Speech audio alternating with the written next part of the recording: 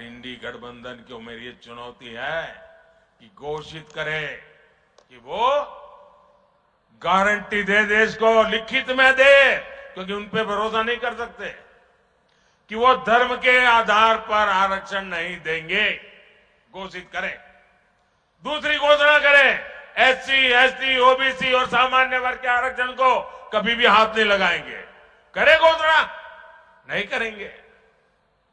मैं जानता हूं ये कभी भी ऐसा लिखकर नहीं दे पाएंगे। और देखना, मीडिया का उनकी जो जमात है ना, जो उनके गाजे बाजे बजाते हैं, वो मेरी इस चैलेंज को ही दबा देंगे, क्योंकि उनकी रक्षा में लगे हैं। कि लोग कहते हैं कि हम आरक्षण खत्म कर देंगे और फिर बयान आते हैं नहीं, हम आरक्षण के खिलाफ नहीं है। ठीक है, आरक्षण का मतलब क्या है? सबसे पहले कि देश में गरीबों की, दलितों की, आदिवासियों की, पिछड़ों की भागीदारी होगी। यह है मतलब कि देश में जो सत्ता है, जो धन है, उसे न्याय के साथ बिना अन्याय बांटा जाएगा। रिजर्वेशन का यह मतलब है। रिजर्वेशन को खत्म करने का तरीका प्राइवेटाइजेशन, रिजर्वेशन को खत्म करने का तरीका अग्निवीर। जहां भी कमजोर लोगों को थोड़ा सा फायदा मिलता है, किसानों को थोड़ा सा फायदा मिलता है, मजदूरों को, छोटे व्यापारियों को थोड़ा सा फायदा मिलता है, वहां ये लोग, उनका ध्यान चला जाता है, उसको बंद करने की कोशिश करते हैं। इन दोनों चेहरों को देखने और सुनने के बाद आपके लिए समझना आसान होगा कि इसके सियासी मतलब क्या हैं। मैजिक नंबर 272 की लड़ाई में मुस्लिम आरक्षण अब बड़ा मुद्दा बन चुका है। पीएम मोदी ने महाराष्ट्र के सतारा और राजस्थान के सवाई माधोपुर की रैली में जब साफ साफ बोला कि कर्नाटक में कांग्रेस ने मुस्लिम आरक्षण पर जो खेल किया है उसे पूरे देश में लागू करना चाहती है, लेकिन भाइयों बहनों, यह नहीं होने देंगे। ओबीसी आरक्षण में शेरमारी की कोई भी कोशिश नाकाम कर देंगे। वही कांग्रेस है जो तुष्टीकरण के नाम पर राजनीति करती रही है, लेकिन अब और नहीं। पीएम मोदी के इस आक्रमण पर कांग्रेस के नेता सधे अंदाज में जवाब देते हैं। उनको शायद 2019 का चुनावी नतीजा याद आता है, लेकिन असल परेशानी तो आरजेडी सुप्रीमो लालू यादव ने बढ़ा दी है। इलेक्शन पर भाजपा लगातार, भाजपा को संविधान मंडल कमीशन हमने लागू किया था ना। मंडल कमीशन में सैकड़ों जातियां हैं जो सामाजिक आधार है, धर्म आधार नहीं है, सामाजिक आधार है। और मंडल कमीशन ये रिजर्वेशन को ये ख़त्म करना चाहते हैं नरेंद्र मोदी, इसलिए इस तरह का ये सब बहाना बनाते हैं। और अटल बिहारी वाजपेयी जी ने तो संविधान समीक्षा आयोग बना दिया था, जिससे कि संविधान को लोग बदल दें और धर्म के आधार पर, धर्म आधार हो ही नहीं सकता धर्म आरक्षण का, सामाजिक आधार होता है। हम लागू किया, हम जानते हैं।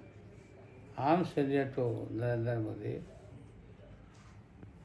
सर, तीसरे चरण का चुनाव हो रहा है क्या? तीसरा चरण का चुनाव बहुत अच्छा हो रहा है और गठबंधन के पक्ष में हो रहा है। बड़ी बड़ी लाइनें लगी हुई है और हम उम्मीद करते हैं कि 5 सीट पर हम आगे रहेंगे। इस 400 का पार का नारा भूल गए हैं मोदी जी। 400 के पार का नारा ये तो अपने पार खत्म हो गया ना। ये फिर 400 बोल रहे हैं। लालू यादव खुलकर अब बोल रहे हैं कि मुस्लिम समाज को आरक्षण क्यों नहीं मिलना चाहिए। वो तो इस बात के प्रबल समर्थक हैं कि इस समाज को मुख्यधारा में जोड़ने की ज़रूरत है, लेकिन असली पेंच तो यही है। जैसा कि हम सब जानते हैं कि आरजेडी इंडी ब्लॉक का हिस्सा है और बिहार में अधिकतम सीटों पर चुनाव लड़ रही है। मुस्लिम आरक्षण राग अलाप कर लालू को लगता है कि उनकी नैया पार हो जाएगी, लेकिन असल मुसीबत कांग्रेस के सामने यह है कि वो राष्ट्रीय फलक पर किस तरह से पीएम मोदी के आरोपों का जवाब देगी। बीजेपी के नेता अब खुलकर कह रहे हैं कि देखो देखो असली चेहरा सामने आ गया। इस विषय पर कांग्रेस के नेता भी फूंक फूंक कर कदम रख रहे हैं ताकि 2019 वाले हालात का सामना न करना पड़े। लेकिन अब हम बात मूल विषय पर करेंगे कि देश के अलग अलग राज्यों में मुसलमानों के लिए क्या आरक्षण की व्यवस्था है। यहाँ बता दें कि धार्मिक आधार पर संविधान के किसी भी पन्ने में आरक्षण की व्यवस्था नहीं है। हाँ, आर्थिक शैक्षणिक आधार पर अल्पसंख्यक समाज से जुड़े लोगों को आरक्षण देने का प्रावधान है। केंद्रीय पिछड़ा वर्ग की सूची में उन मुस्लिम जातियों को आरक्षण मिलता है जहां मंडल कमीशन लागू है। एक जानकारी के मुताबिक राजस्थान, महाराष्ट्र, कर्नाटक, आंध्र प्रदेश, गुजरात में मुस्लिम समाज की कुछ जातियों के साथ साथ यूपी में तेली मुस्लिमों और बिहार में ओबीसी के तहत इस समाज के कुछ लोगों को आरक्षण मिल रहा है। साल 1989 में मंडल कमीशन को लागू किया गया और करीब 3743 जातियों को मिलाकर 27% ओबीसी आरक्षण दिया गया, जिसमें अल्पसंख्यक समाज के वो लोग शामिल किए गए जो शैक्षणिक और सामाजिक स्तर पर पिछड़े हुए थे। संवैधानिक व्यवस्था के तहत 50% से ज़्यादा आरक्षण नहीं दिया जा सकता है।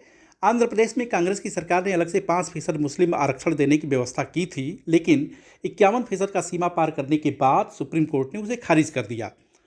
अब बात करते हैं कर्नाटक की, जहां कुल मूल विवाद वहीं से आया। कर्नाटक में ओबीसी का पूरा आरक्षण 32% है, जिसमें से 4% मुस्लिमों के लिए आरक्षित किया गया। उसके साथ ही साथ केरल की अगर बात करें तो केरल में शिक्षा और नौकरियों में 10% सीट मुस्लिम समाज के लिए आरक्षित है और तमिलनाडु में 90% मुस्लिम समाज आरक्षण के दायरे में आता है।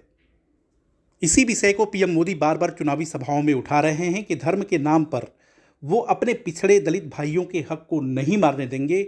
सियासी लड़ाई का मकसद राजनीतिक दलों के लिए सत्ता हासिल करना होता है और इस तरह के मामले सिर्फ हथियार के तौर पर इस्तेमाल किए जाते हैं। वीडियो को लाइक और सब्सक्राइब करें। देखते रहिए इंडिया अड्डा।